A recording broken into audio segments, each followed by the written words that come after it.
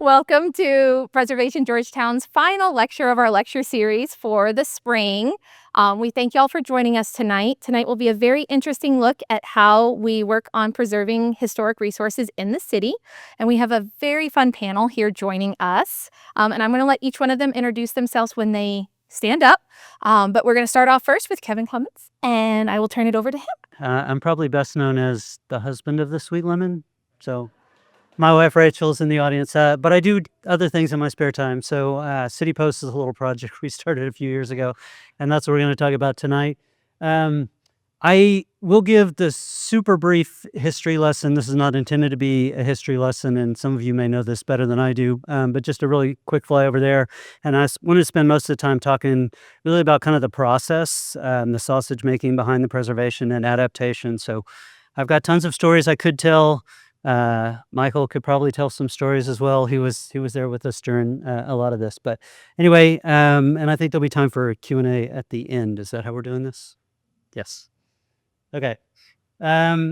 So this is the history flyover. So we stopped the research with the Patterson House, meaning going back. I'm not 100% sure when this was built, but it became Courthouse number 2 in 1851. So it was bought from the Pattersons, and it was on that piece of land. So the corner of 8th and Church is what we're talking about. So I thought that was kind of fun. For those of you who haven't either been into the main dining room or haven't looked around, we've got sort of the triptych timeline along the wall there above the booths. So it starts with the Patterson House in 1851. After the courthouse moved out, the Eclipse livery stable, which I think people probably have heard of, was there from about 1885 until the turn of the century.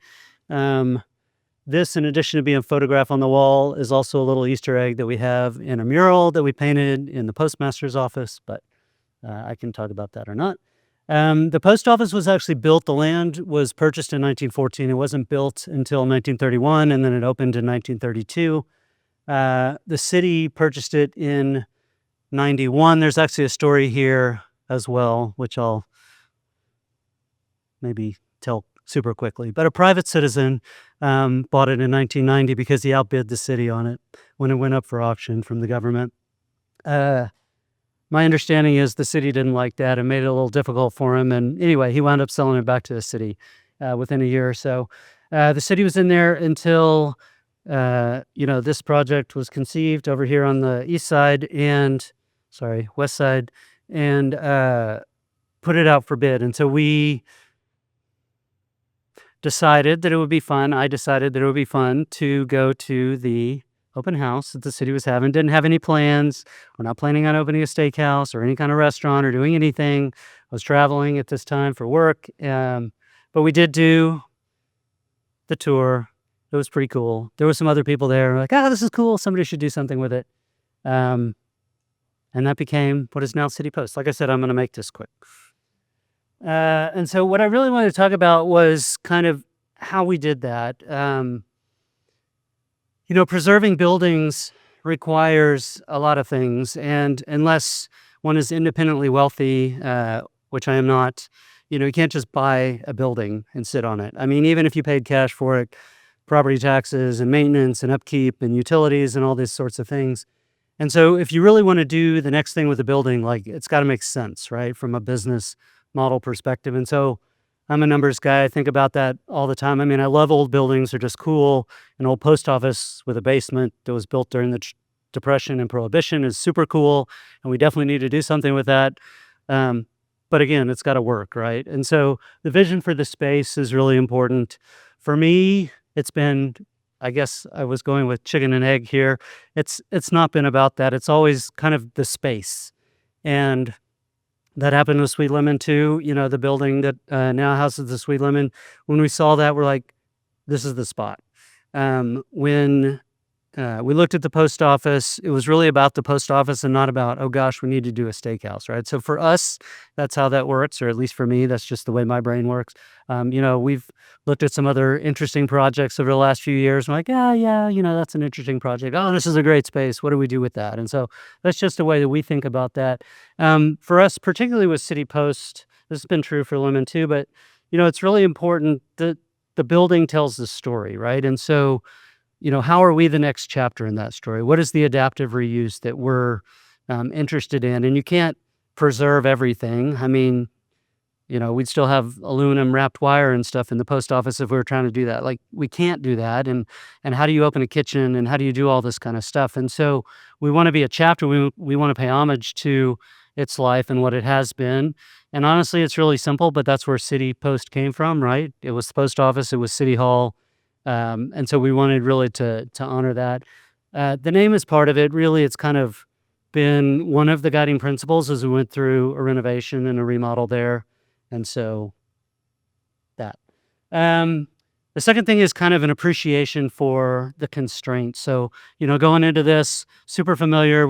Rachel and I have been in Georgetown for the better part of 25 years now, I guess. We came from South Austin and have lived other places, but love being here, obviously, as I'm sure each of you do.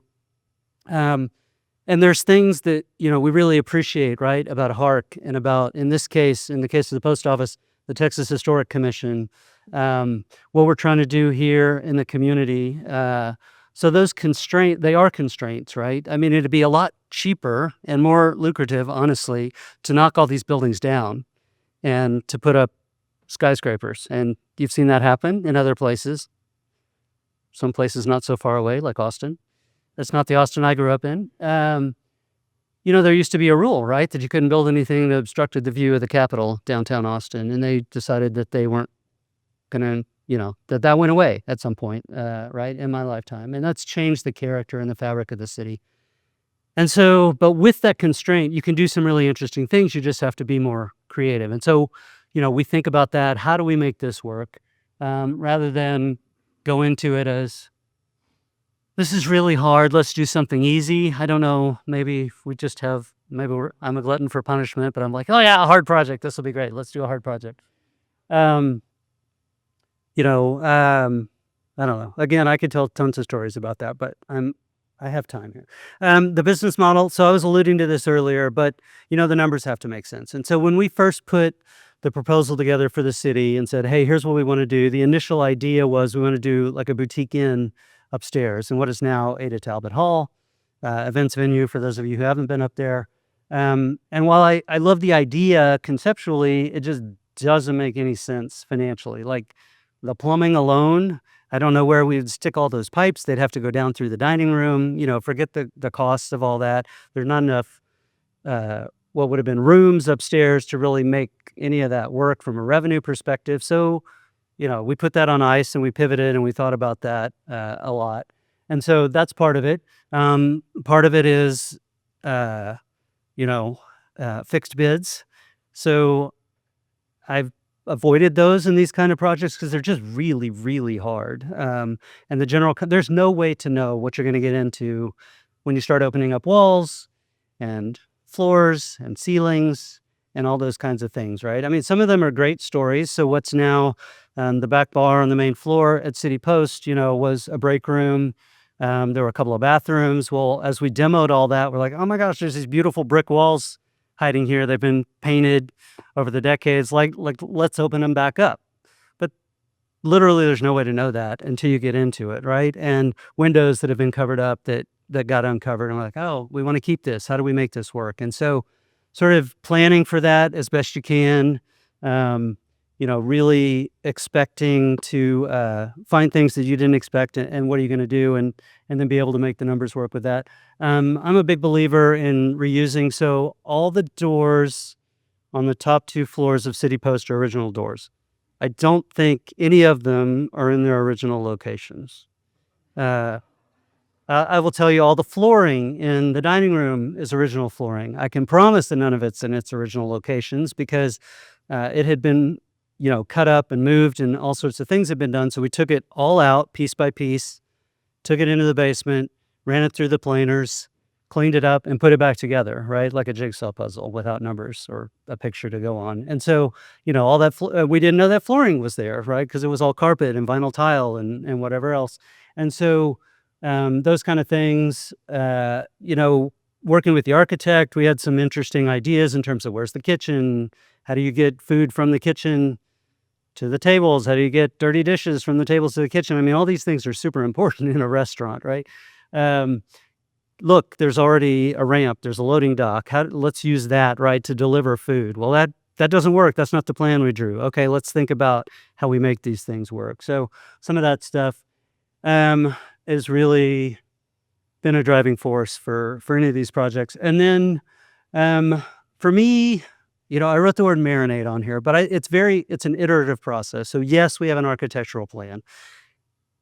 I don't want to say it's conceptual or notional. It's a lot stronger than that. But as you get into it, and this is very true in the basement, which for those of you who haven't been, you should go check out the Brass Peacock. It's pretty cool. It's the only reason I'm in this project, actually, and it finally just got open. But, again, I'm getting all these fixed bids from general contractors in the middle of, the tailwinds of the pandemic, where they're like, oh, everything in the Austin area is 6 times what it was last year. Like, no, this is ridiculous. Like, the numbers don't make sense to spend this kind of money on this renovation. And oh, by the way, it's a fixed price bid. And as soon as you open one of these ceiling panels, you're gonna be like, oh, we can't do this. This doesn't work. I'm like, I know where some of these pipes are. I know where some of this is. We're gonna have to cut into the floor. We're gonna have to run new drain pipes. Like, this is a big deal. And so, for us, a lot of that has been just, okay, let's do a thing. And then we sort of sit and we think about it for a minute. What's the highest and best way to accomplish this? Maybe the original idea gets modified a little bit, right? Maybe things get moved a bit. And so, again, that's just been really, really iterative for me. And I don't know. I love that. I'll just sit in a construction zone and stare at things for a long time. And my wife's like, are you okay? I'm like, yeah, what if this was... Anyway, so that's how we do that. And then finally, perseverance. I think that's true with life, but it's certainly true when preserving old buildings and adapting them for reuse. So those have kind of been our guiding principles. I'm sure, if I had more time, I would tell more stories, but I will turn it over to Sophia. Good evening. My name is Sophia Nelson, and I am the city's planning director. I get the privilege of leading the city's planning team, and that's my day job. Most other times, I might be seeing a lot of you walking around Old Town and downtown as sort of my other job or my other responsibility as a mom to 2 kids that and we spend a lot of time in the Old Town and downtown area enjoying the beauty of what we have here and that we all really think is super special. The way we sit in looking at preservation and how does that fit into sort of the bigger picture, I think it's in 2 ways. First, it's the appreciation of the space and the appreciation of what we have, and realizing that the Old Town that we have and the downtown that we have didn't happen by accident, that it happened through a lot of good work by a lot of different people. And that is folks at the city in terms of staff, council, volunteers on HARC, but it happened with a lot of property owners that said, this place is special to me and I want to invest and I want to fix up my home and make it into what it is. And I think that is an absolute privilege to be able to see on a daily basis, whether personally or whether it's professionally. Professionally, the planning department does a few different things. We do long-range planning, we do current planning and development, but we also do historic preservation. And historic preservation on a day-to-day basis looks like a lot of different things. It's everything from someone calling saying, I think I want to add a porch to my home.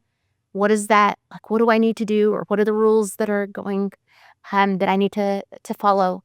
It's actually somebody submitting to us saying, I'd like to expand my house. I love this house, but it's not meeting the needs of our family or our growing. We want to be in Old Town. We love the space. We don't want to tear down the building, but we need more space. It is also looking like and working with great property owners in downtown and saying, either I want to build a new structure. I want to take this structure down and to add something that contributes something that's more fitting with the area, or maybe it's a combination of both. And so they're all different customers that we learn to support. Maybe about 10 years ago, the city updated the Historic Resources Survey. And that Historic Resource Survey gave every property in downtown or Old Town and expanding out a rating system. And I believe the cutoff date for this one is Oh, I wish I had it on that, but it's effectively, I want to say it was 1970, maybe 1970-ish. I need to go back to see when all buildings past that date that were built before that date got a rating, and it was high, medium, or low. And that high, medium, or low is the city's way of acknowledging what resources we have to catalog them, and then to assign a priority level. And that's a high is essentially looking at, could the original property owner look at that building and still see the original structure from when it was constructed? And we are really lucky. We have a lot of highs, and it's amazing to think that the original property owners could come back and still see and recognize their home or their building down here. Medium means that there's been some alteration, but you could still see the significance of the structure. Low means that there's been extensive changes to it, but it's part of the bigger fabric of our old town and downtown area. And so even the low priorities have great significance on their own, but as a whole, they really add to the charm of either district. And so those are about close to 10 years ago, 2017, we updated that. And that was a really important step forward, because that allowed us to understand what was the most significant and really prioritize retaining that. It gave us an opportunity to say, oh gosh, this is medium priority. Oof. We we really need to be careful with this one, because if we do so much significant change, could it lower the priority level to low or even insignificant? And then the low stuff, we tried to understand what is the most important aspects of this structure, and how do we retain those special parts while allowing them to add on or do changes. And that is really important guidance for people living or owning property in Old Town and downtown. The second biggest contributing factor that we created over the last 10 years and updated was our design guidelines. And that design guidelines is sort of our Bible when we get a new application in and we say, is it following these rules?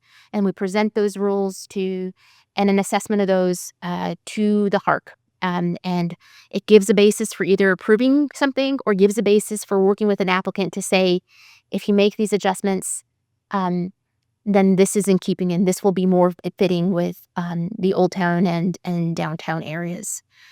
Working in downtown and Old Town is this is our crown jewel, and it is an absolute privilege to be able to enjoy it on a personal standpoint and a professional standpoint. But what it takes a lot of the time is really understanding the nuance of a block, understanding the nuance of a particular structure, because no two are absolutely the same. Often we'll get a question and we'll say, well, I want to add a porch, and this person added a porch, so why can't I add a porch? Well, we're really fortunate here. Our historic district, it's not just craftsman style. We have Victorian, we have craftsman, we have a beautiful mid-century modern area, and all of those homes aren't necessarily, the elements of what you add to those homes aren't always treated equally because of the significance that each has. And so my privilege in standing here too is also saying we have a real dedicated team who's dedicated to looking at each individual project, to working with folks, to understanding the guidance and seeking guidance when we need it from council and from the community. And sometimes that takes longer than what we anticipate. Sometimes we need to work a little harder to understand a particular case and to understand how we meet the needs of those property owners for today's uses. But that's a little bit of how the city planning department supports preservation in Georgetown. So thank you. So my name is Michael Walton. I'm the current chair of HARC. I've been there a little over 2 years as the chair. I'll get to that in 1 second.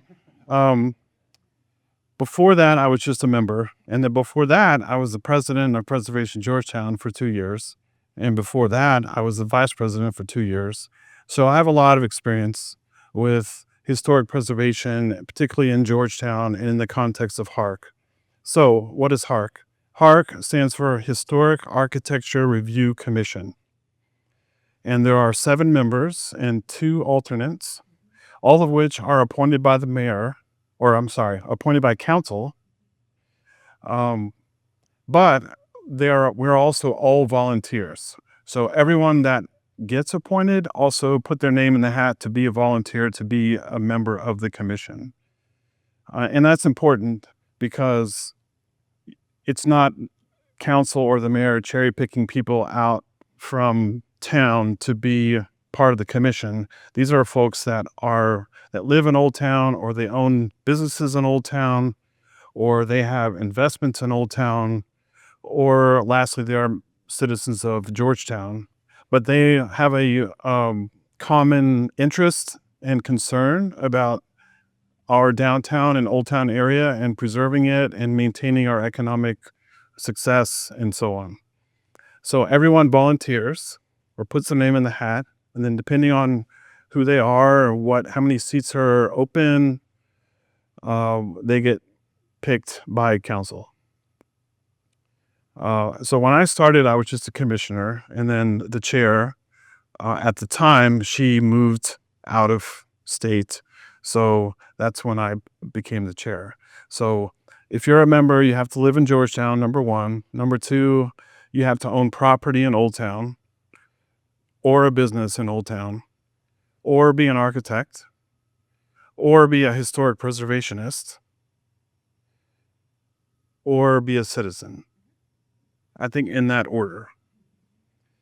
So Kevin said a lot of things about like what happens from the property owner perspective, or how it gets started. It's probably a better word. And then Sophia said a lot of things about what the city does, sort of like, the involvement and the creation of HARC and all of that. What I think is valuable and important, and I want to pause and thank Preservation Georgetown for doing this, because what I'm about to say, I think, is a black hole in the community of Georgetown, is like, what actually is happening, and what does HARC actually do? So I'm going to use your names.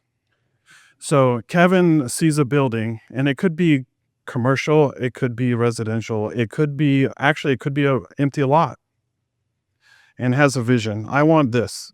I want to change this house. I want to change this office building. I want to take this empty lot and build this thing. So he starts researching through historic.georgetown.org, sees that he needs to work with the planning department. He reaches out to the planning department, Sophia or Olivia, who's sitting back here, and then asks those questions.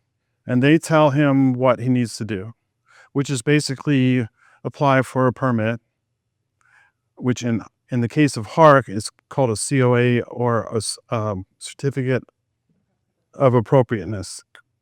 I don't know why I just blanked on that. And there's a lot of detail involved in that, right? So Kevin applies in March, and he may not actually come to HARC until October or November, because there's a lot of detail involved. So show us your plans. Kevin mentioned the architect. Show us your vision. Show us the use. Show us the change. And so the city will iterate with the applicant over and over and over for, it could be a very short period of time if it's a porch, or it could be a very long period of time if it is a new infill construction, or somewhere in between. And they will iterate with them and say, okay, here are the guidelines. Here is the code. Here's what your project meets. Here's what it doesn't. And they'll get to a point to where Kevin, the applicant, will say, okay, I hear you. I've made all these changes. I can't really bend on this. This is important, similar to what he was talking about with plumbing and other things. But in our case, it's generally exterior. But I can't really bend on this because I need this feature, or I need this portion of this project to make it succeed. So then the staff will say, okay, because you are not meeting the guidelines or the code, then you need to go to HARC.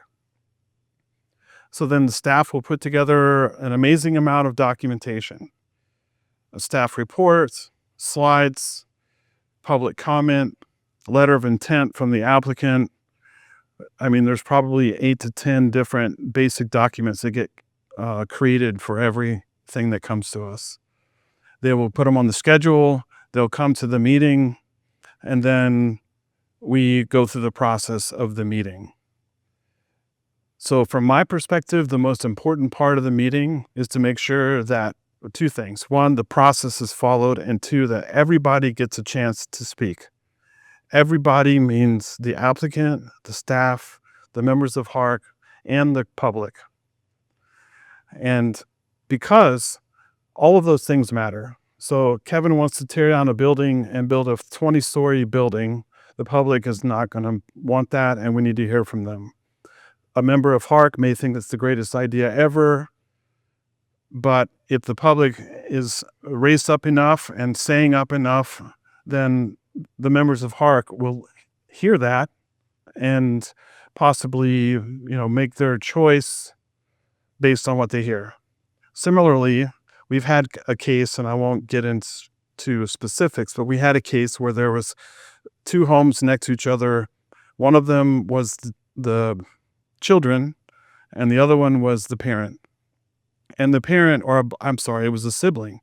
And the sibling was special needs, needed a place to live, and needed a particular arrangement on the way the house was constructed. There were parts of that that did not meet the guidelines, but we need to hear that story, because HARC is not here to say no. We're here to make sure that we get as close as we can, and the word I use is compromise, but get as close as we can to the intent of the design guidelines and the code. And if we have a situation where somebody needs a porch built in a certain way to allow for someone with special needs to get in and out of the home, then we need to hear that. We need to hear that detail. And this is a very important part of what we're doing, particularly in whoever's here who's thinking about being an applicant, is that you come to the meeting and you tell your story and you explain why it is that you're asking for what you're asking. It is extremely important. And then we have comments from the commissioners. So a lot of us will have questions. None of us are the current ones. None of us are architects. None of us are contractors. None of us are designers. So sometimes we have questions like, why have you considered this material? Have you considered that type of window? Have you considered adjusting the roof line to be this way? There's a variety of things that could come up. But it's very important that everyone who's up there asks the questions that they feel need to be asked. I will tell you, I can only speak for myself, but there have been multiple instances where I went in with a yes or a no in my mind, but I changed my mind because of a question that was asked on the dais. Have you thought about this? I had not thought of it. The applicant maybe had not thought of it either. So that because the question was asked, everyone's perspective changes. And that, to me, that's very, very important. And then after we go through all of that, then we have an opportunity of going back, answering questions, asking new questions, and so forth. And then the next thing, and I forget what I've said was important or most important, but to me, also a very important thing for everyone to understand is that a motion is made. So what that means is somebody on the dais makes a statement asking for a vote. So it could be, I move that we approve this as presented, meaning exactly the way that the staff has shown it to us, the way that the applicant has explained it, we approve it. Flip of that is we deny as presented. Same thing, but the opposite. We're not going to do it. And then in between that is this amazing spectrum of differences. So I move that we approve this with the condition of X. So we approve it, but the applicant also has to do this or that or that or that. It could be one thing, it could be 5 things. We may get that, or we would have someone who says, I move that we approve it as presented. It gets seconded, and then another member of the commission says, I want to make an amendment to that, and then add a condition to the motion. This is a very important part of the process, and to me, it's very important that the public understand, that the applicant understand what it is we're voting on, which is the motion. There have been many times where I have voted no because I don't agree with the motion. It's not that I don't agree with the project or that I wouldn't have voted yes if it was a motion with an amendment. But as it was presented, for me personally, I may vote no because all we're voting on is the motion. It's not an emotional thing. It's not a personal preference thing. It's not, I love this project and I'm going to vote for it no matter what, or the opposite. I hate this project and there's no way I'm voting for it no matter what. It's not my house. It's not my business. It's someone else. And what we need to focus on, or what we were asked to focus on, is the guidelines, the code, and the commentary. After that, depending on the motion, if it passes, everyone's happy, they leave, and they move on with their project. We have 2 other options, basically, or there's really 4, but approve as presented, approve with conditions, deny, or postpone. So denial is similar to approval. We deny it, and more often than not, somebody is very unhappy, and they are in the lobby of the council chambers, and Olivia or Sophia are quickly following behind them to help them understand what just happened. The last option is called postponement, and we do that a lot because at least the way I perceive it, we do it a lot because the applicant was not prepared. They come with 0 plans, or the plans they come, and this is not a joke, are written in crayon. There have been times where I personally have told the applicant, you need to hire somebody to make the plans in a way that we can process it. Like drawing it on a piece of paper with a crayon doesn't work. So we're not denying, the project, but we're postponing it to give them the chance to do it the right way and come back with the right information, or come back with more information. Like claims are made and there's no proof, or there's a lack of a claim and we want more detail, so we will postpone. I think it's 30 days is the requirement, in that if we postpone it, they have to come back within 30 days. So we meet twice a month. So if, it's basically 5 weeks, within 5 weeks that they would have to come back.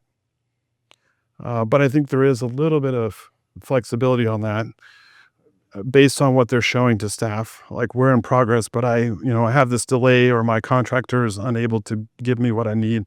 So we might push it out to another meeting. I think that covers all of the detail of what we do as HARC. I will just add in another thing that we do, and it's not everyone who's up there, but something else we do is advocate for Georgetown.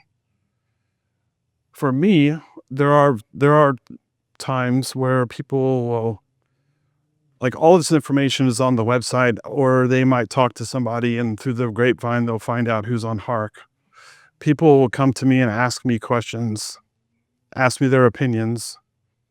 What do you think about this, or what should I do about that, or whatever. So several of us are doing that.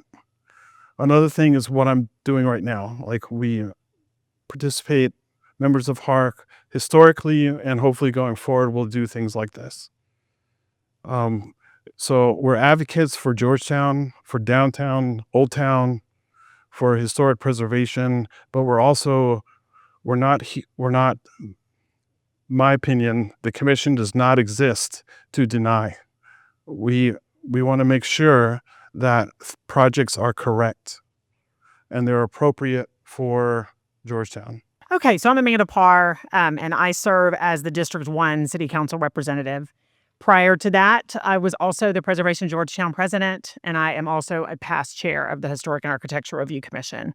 So I cross all of these individuals and have worked with them very closely for many, many years, and I'm very proud of everything that they do.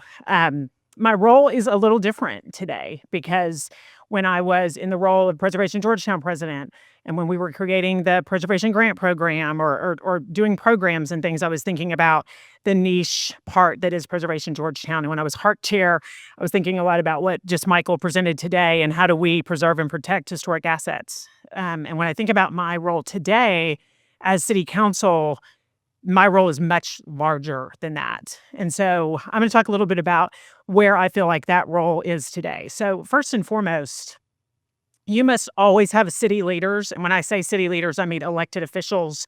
I mean city leadership and our city manager and our planning team and city staff in general that really believe in historic preservation and supporting historic preservation. I think we all have seen cities that don't have the great people that we have that support historic preservation, and unfortunately, they don't have the code or even anything like the process that you just heard here with HARC, and therefore they're not going to have the historic assets that we have today. So, luckily, here in Georgetown, we have had that for many, many, many years. We have had this organization in the Georgetown Heritage Society, which is now Preservation Georgetown.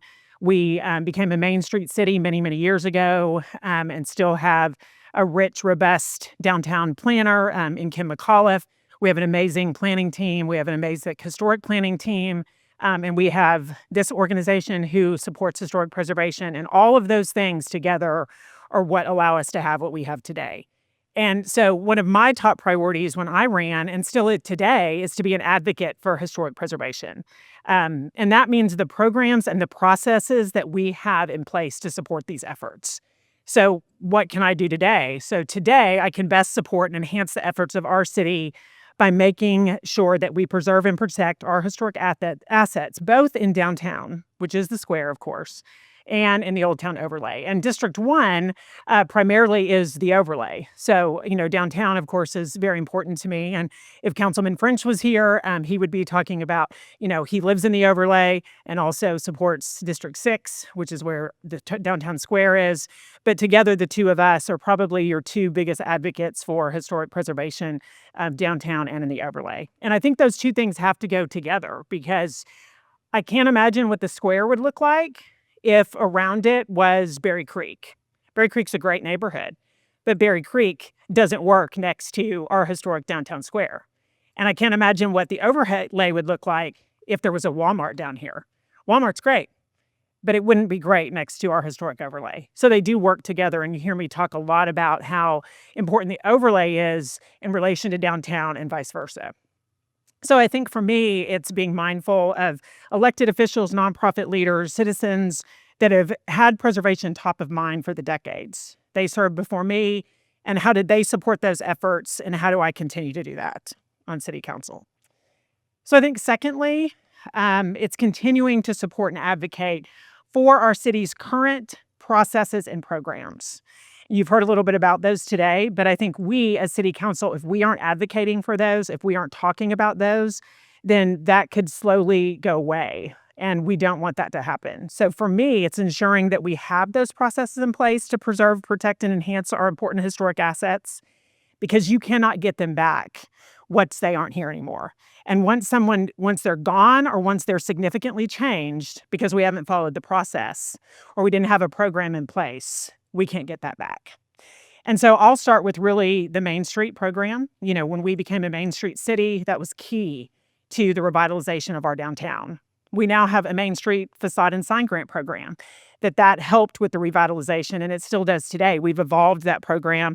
I served on the Main Street board. That was the first city board that I served on. It was a fun board to serve on. And That program allows downtown business owners to apply for funding that then can enhance their business. And that's evolved over time. It was originally facade money and sign money. Now I think there's other things, Jennifer's, I think ADA, fire suppression. We've added other things into that program. That's a city-run program. And the city wholeheartedly supports that program and continues to support efforts to fundraise for that program. I'm sure you've all attended the Georgetown Swirl. That's their primary fundraiser. I encourage you to look that up this year. It's a great one, and it always sells out every year. Supporting Georgetown's Preservation Grant Program. So I was on the board of this board when we started that program, and that's a residential grant program. It was really something that I felt was important to Preservation Georgetown to have, and I still think it's a key component to what Preservation does in showing the community and how they use the dollars to support these historic assets. So I think the way that we talk about that as a city, I hope that our planning team, and I think they are, Sophia, when people come in to potentially look at, I need to get a COA, I'm going to have to go through the HARC process, I hope that we're pointing people to the Preservation Grant Program that exists here in this building and the volunteer board that runs that program through Preservation Georgetown. HARC. So I don't need to talk anymore about HARC. Michael just outlined that process beautifully, but we as council have to support their efforts. That doesn't always mean that we agree with every decision they make. That doesn't always mean that sometimes I don't leave a meeting and think, oh, why was that decision made? I watch HARC pretty closely just so that I'm keeping up in mind what's happening with HARC. But we have to as city council support and advocate for their role. Their role really allows for, I think, checks and balances in our system. It allows for input from citizens, and it allows for public comment on these really important projects on our historic assets. And then also, all of these programs work together, and you may not realize that. So you cannot get a preservation grant. I don't think you can get a Main Street facade and sign grant if those require a COA or they needed to go through the HARC process. So if we had a rogue preservation group that was giving out grants, but you didn't have to follow our city COA process and you didn't have to go through HARC, that wouldn't work really well. So all of these programs have to work seamlessly together, and I think it's our role on council to be sure that we are advocating, supporting, and talking about these great programs. So how do I find ways to enact policy today? So in my role in council, I now have the ability to enact policy that supports and enhances the City of Georgetown's preservation efforts. Well, a couple of those. Since being elected, we've enacted some new ordinances. One is we established a historic tax credit exemption program. So that was important to me. It was something I ran on and something that I wanted to get done. And we started that program in September of 2023. We've had several people apply. It's not a huge amount of people up to this date. But you can go to the city's website. You can look up the historic tax exemption program, and you can find out if you're eligible for that, what makes you eligible for that. Again, you have to have gone through a COA process, probably a HARC process or the HPO process, to then be eligible for those historic tax credits. But I felt like it was important that we have incentives because people are having to go through a little bit more difficult process when they are rehabilitating a house here in Georgetown. Most recently, we enacted a short-term rental ordinance. I bring that up. That came about in November of 2024. Jake French and I supported that effort. The largest number of our STRs are in the Old Town overlay. They do inform what is happening in the Old Town overlay. I don't have an issue with short-term rentals. Happy for them to be there. I'm happy for them to be running their business. But they need to be held accountable. There needs to be a registration process. They need to be paying the appropriate hot tax. And so we did not have that process. We now do. And I think it's critical that we know how many short-term rentals we have in the overlay because they do inform what's happening in our neighborhoods. And so getting that ordinance in place was important and something that we did that I feel like is important for historic preservation. The downtown master planning process. So we just adopted our newest downtown master plan in May of 2024. That's playing off of the old downtown master plan, which started in 2014. And obviously that's looking for ways to enhance the downtown. What is needed in the next evolution of the downtown square?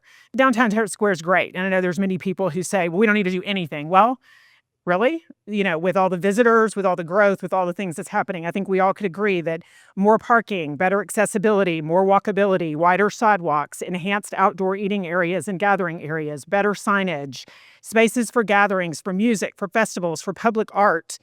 How do we address height downtown? Those things are all being addressed in this new downtown master plan. Again, you can go to the website and you can look that up if you'd like to see more about that. But I think that's something as council that we're doing to ensure that we're continuing to preserve, protect, but also enhance our downtown assets. The Old Town overlay. So I'll speak a little bit to that. So a few years ago, we had some changes that were made to HARC. And one of the things that actually came back on HARC's radar was they now review infill. And so I felt that it was very important that HARC keep that oversight. We are currently, Sophia's team has been working really hard on a Unified Development Code rewrite. We have not rewritten the code in 20? Yeah, 2003. So we're rewriting our Unified Development Code. And one thing that we've talked about is where should that infill, who should be reviewing that? For me personally, I feel like HARC still needs to have the oversight, especially in the Old Town overlay.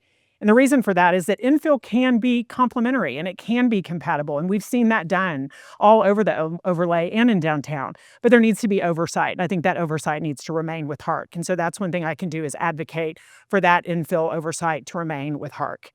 Prioritizing walkability. We updated the sidewalk master plan. Prioritizing areas around schools for sidewalks, old infrastructure and sidewalks, replacement or repair. Are our sidewalks ADA compliant? And I bring up sidewalks because Michael likes me to talk about sidewalks, but also because they enhance the overall charm and character of the overlay. They provide connectivity between the overlay and downtown. If that isn't working, again, do you have a beautifully preserved downtown and overlay? You don't. All those things play a part in that. So lastly, I will say, I think it is very, very important that in my role that I support, that I advocate, and I'm sometimes going to say this, that I sometimes need to defend. Because frankly, Michael outlined the HARC process, and these are volunteers that we put in a very, very challenging role that they sign up for. We have an amazing city staff. They do great work, but sometimes they're put in the firing line. And when I decided to run for city council, I knew what I was signing up for. And I don't have any problem defending HARC, defending Preservation Georgetown, defending the Main Street program, defending our historic planning efforts if I need to on behalf of those entities, because we would not have what we have today if those things were not in place. And so I'm always going to support them. I'm always going to advocate for them. And I'm sometimes going to defend them, even when that is not the most, popular choice. And that doesn't mean that we always have to agree on every project or outcome, but I have no doubt that we all have the best interest of our city's historic assets at heart. And when we work together, we are more effective in preserving and protecting these vital assets in our community. And so as your city council rep for District 1, that's how I feel I can best advocate, support, and defend our work in historic preservation here in Georgetown. Amanda, we've just lived here less than 2 years. What is the overlay? So the Old Town is the area of all of the historic homes that surround the old downtown. So, I could give you the map of that, but that's pretty much what, obviously, you all being here as Southwestern alumni. It was so funny one year, I'll tell myself, I was with some donors that were here in town, and I kept saying, Old Town, Old Town, Old Town. And finally, and they were a seasoned generation alumni at Southwestern. And I kept saying that. And they finally looked at me like, Amanda, what are you talking about? And I was like, well, Old Town. And I was like, what did they call it when you were here? And they were like, we called it Town. And I was like, oh, yeah. So all the historic homes that surround downtown. My question is for Sophia. When y'all you mentioned like updating the design standards and, making sure that things are within the historic, ideas that y'all have for Georgetown. What are the things that y'all consider when you say design regulations when it comes to like historic buildings? Oh, that's a good question. From the design guidelines, they cover everything, which is sort of amazing. It's everything from signage and how signage, where that's located, the size of that signage for commercial buildings. It covers adding a addition to your home. Like if it's a residential home, how should an addition take place? How should we differentiate between the original home and the addition in terms of being set back or located in a way that still highlights the original structure? It will give us guidelines in terms of fencing and the types of fencing and location of where that fencing should go. It will cover which types of homes are best for porches versus which aren't. And if you're doing new construction, what is the how much windows should be located on that first floor versus the second floor if there is one?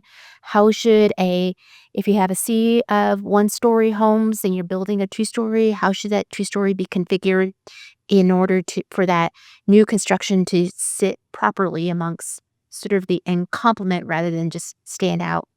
And so it focuses a lot on preservation rather than like recreation of the historic structures, like that faux history, and creating that, it has guidelines for almost every aspect of development, but those are just a few.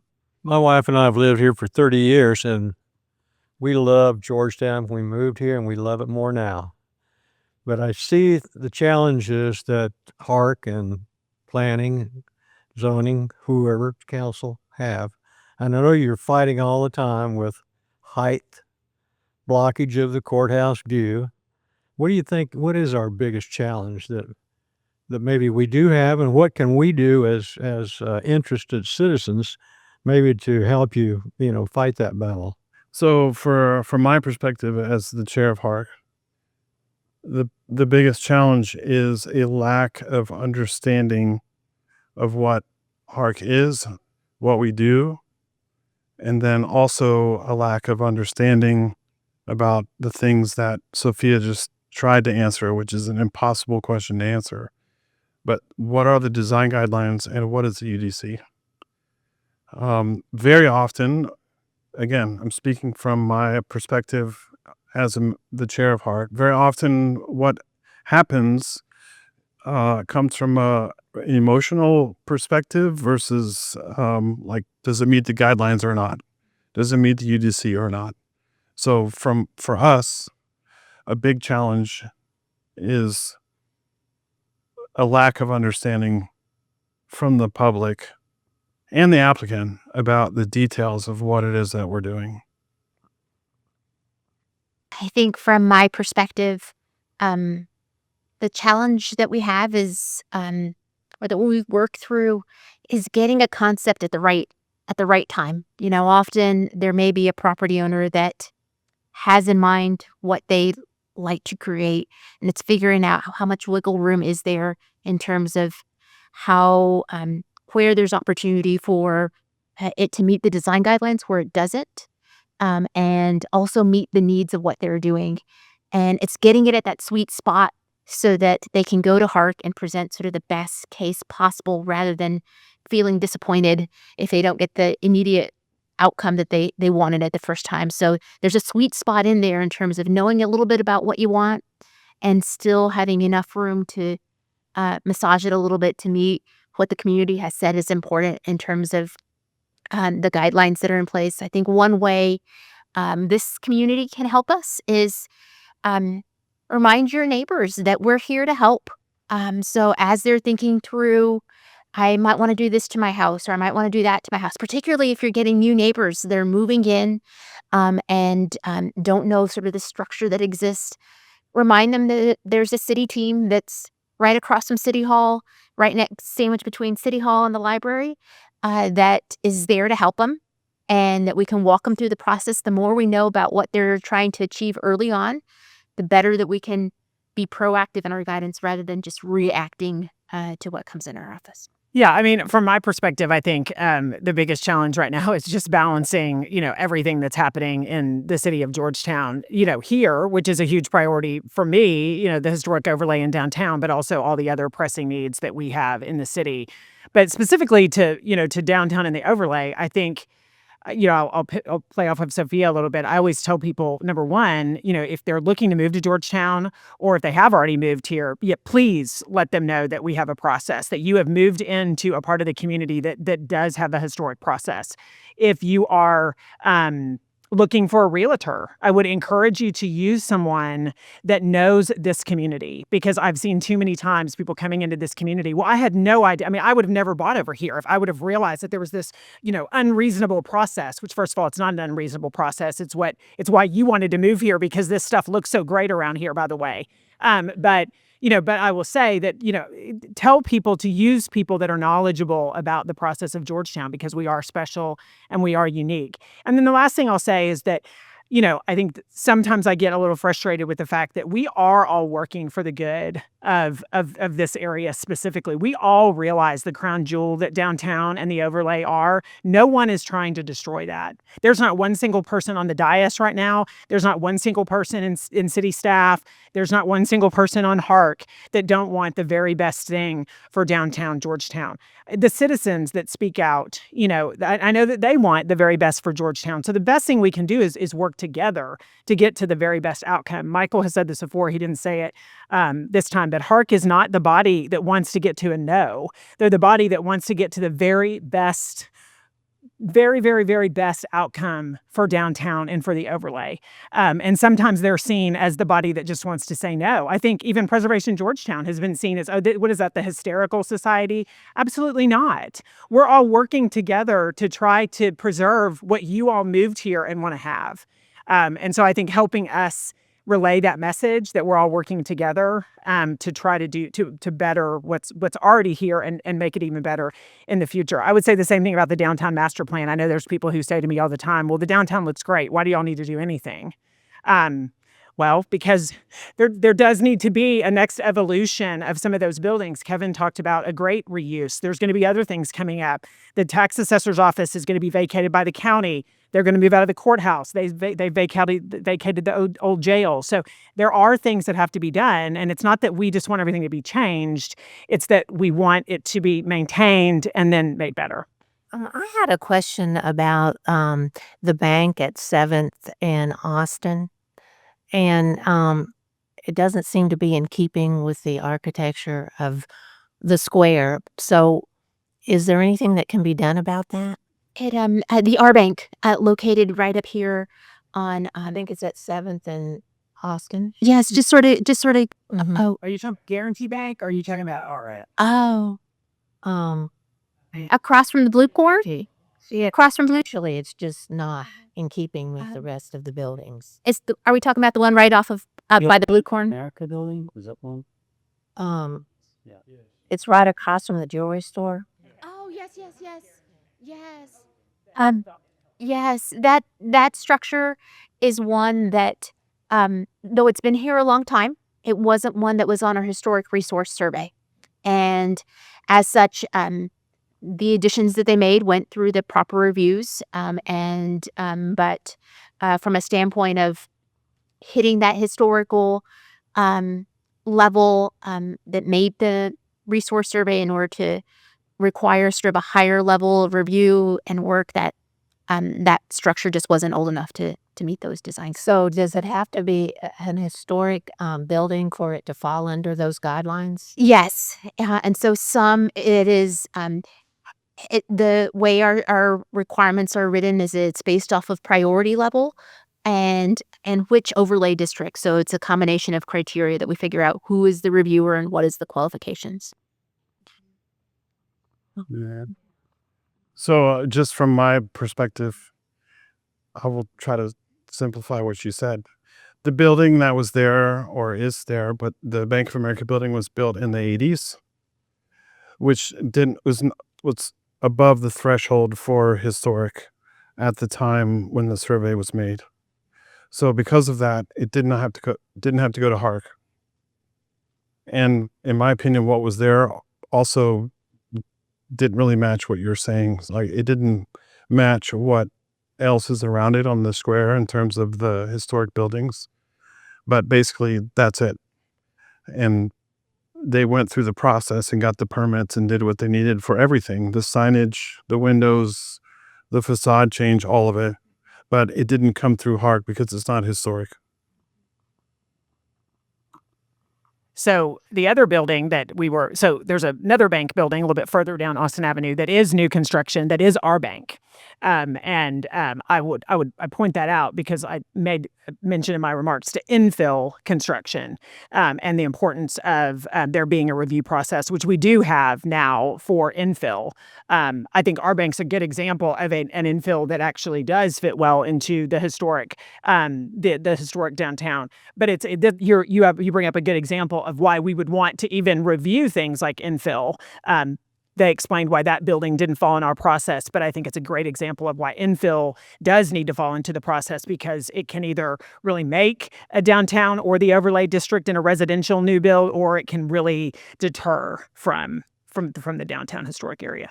I wanted to know what's supposed to happen when homeowners don't play by the rules and then they get red tagged, because I'm not sure that the town has a good understanding, because it, regarding fines or permits, or doesn't seem to be as much bite behind that red tag.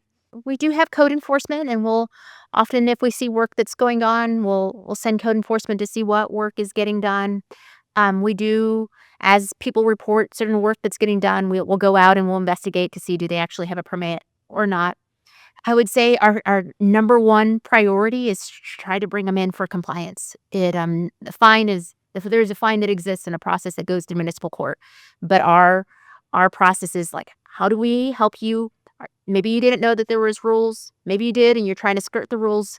Our job is not to be those judges. Our job, and from the planning team, is to say, how can we bring you into compliance, and how can we help you work you through the process that would make your work legal? That's sort of how, from a city planning department standpoint, we treat those. So I just want to give, and this is probably the defend part of Amanda. So we had an example, and I won't go into where it was in the overlay a couple years ago, that ended up in what I feel was a full demo of a property that they didn't have the authority to do that. We actually took that as far as we could take it all the way to municipal court, and they were fined significantly as we can do that. And I think that was a good example of, we spoke to legal counsel about that, because we wanted there to be some teeth in that. Now, I'm not saying that, that is hundreds of thousands of dollars, and once the asset's gone, it's gone. But I will say that there are definitely things that we can enforce, and we do enforce. Sometimes it may not seem like it has as much teeth, if you will, as some residents would want to. But I will say, to Sophia's point, that I think it is important that we want to get people to compliance. But when they choose not to do that, or when they choose to seek things that are, in my opinion, just poor, bad behavior, and they should have known better, then I'm all for us, pushing as far as we can to municipal court. And, we can fine, daily if we need to do that. Just 2 comments on that. So earlier I said, for me, one of the most important things is everyone has a chance to speak. And speaking is also asking questions. And I know what project she's referring to. And in that case, we probably could have avoided what happened if we had asked more questions, or if we knew, and by we, I mean the commission, what was being proposed. So that's one way. When they do follow the process and they come to us, that's one way that we could help alleviate that problem.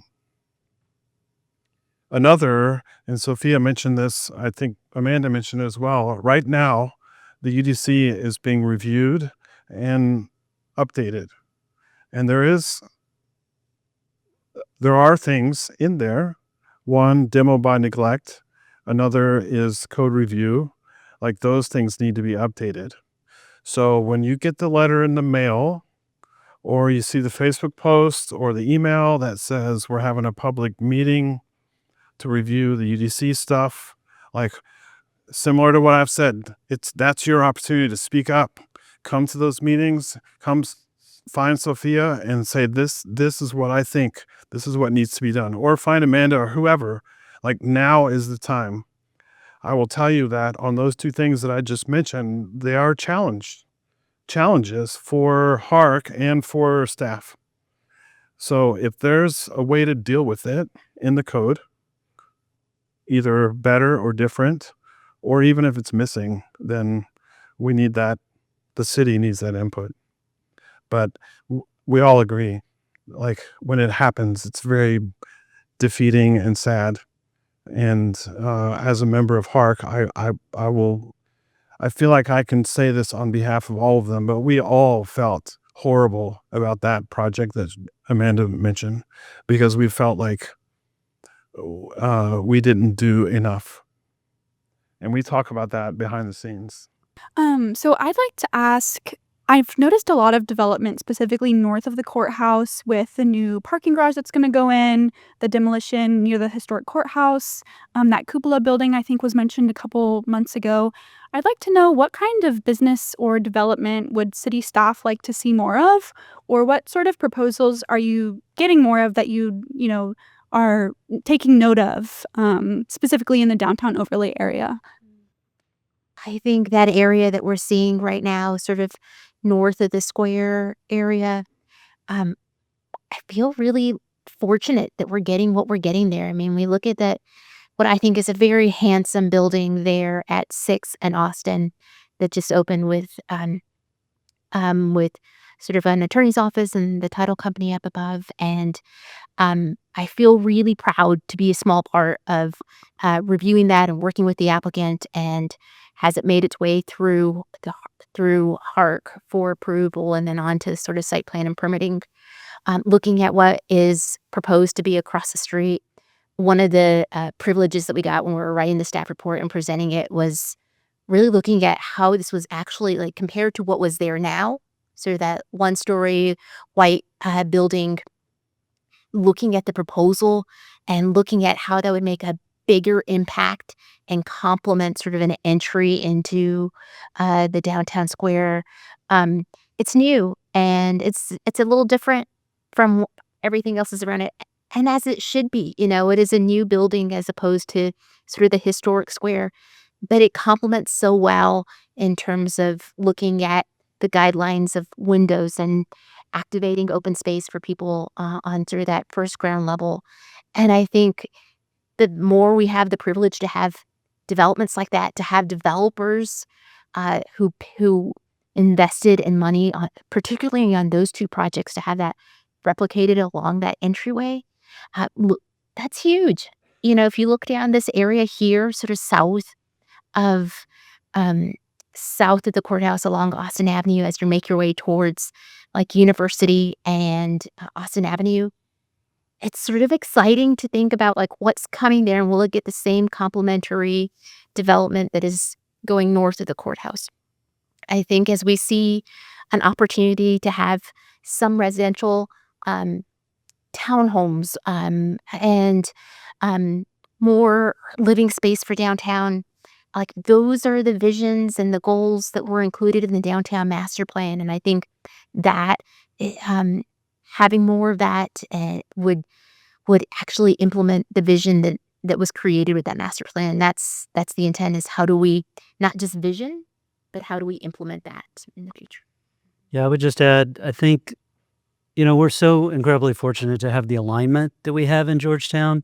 So that starts with, the city, obviously, both elected officials and city manager, the Chamber of Commerce, the master plans that have been done, the planning studies that have been done in the last 18 months alone, right? They're aligned. So we talked about sidewalks.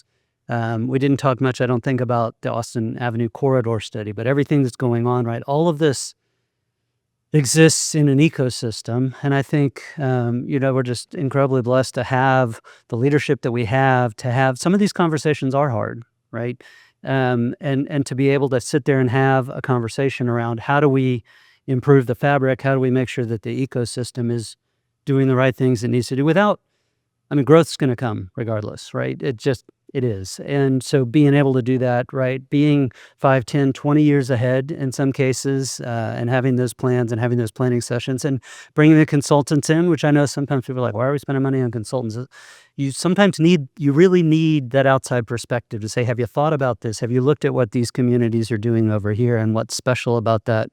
What's it going to look like 10, 20 years from now? And so, I just, as a citizen, am very appreciative of that. I've been in a lot of communities, and that is rare, right? I think we kind of take it for granted here that we can have the council and HARC and the city, all sort of working together. That's not always true. So It's that small town charm, Kevin. Yeah. It's that small town charm.